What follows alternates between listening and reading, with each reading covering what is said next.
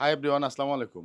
আল্লাহর বাণী যার ভিতরে থাকে সে কখনো খারাপ হতে পারে না, সে কখনো দুর্বল হতে পারে না, সে কখনো কারো কাছে নত হতে পারে না। যার প্রমাণ আমাদের এই আমির সাহেব হুজুর। হুজুর, আপনার কণ্ঠে কিছু একটু আমরা শুনতে চাই প্লিজ। আল্লাহ তাআলার বাণী শুনতে চাই। أعوذ بالله من الشيطان الرجيم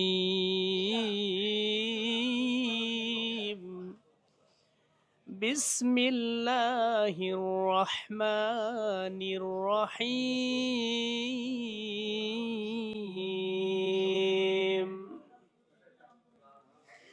وقال الذين كفروا ربنا أرنا الذين أضلانا من الجن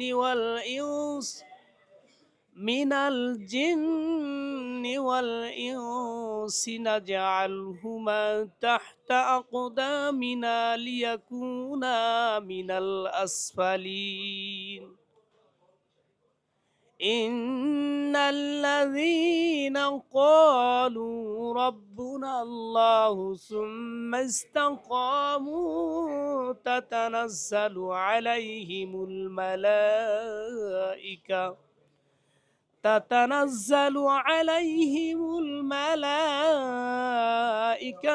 ألا تخافوا ولا تحزنوا وأبشروا بالجنة التي كنتم توعدون نحن أولياؤكم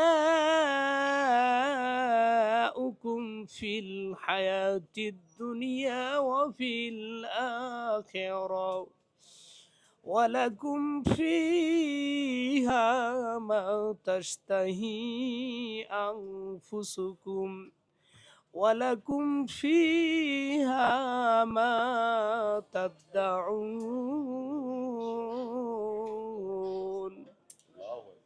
نزلا من غفور رحيم صدق الله العظيم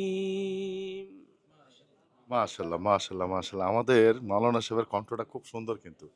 একটা জিনিস খেয়াল করছেন যে উনি যতক্ষণ পর্যন্ত কোরআনের বাণীগুলো আয়াত করেছেন, ততক্ষণ পর্যন্ত কোনো মানুষ কিন্তু এখানে কোনো কথা বলে নাই। এটাই হচ্ছে কোরআনের বাণী, আর এটাকেই বলে আল্লাহ তাআলার বাণী। আল্লাহ তাআলার বাণী যেখানে আছে সেখানে কোনো শব্দ হয় না, কোনো কথা থাকে না। ধন্যবাদ সবাইকে।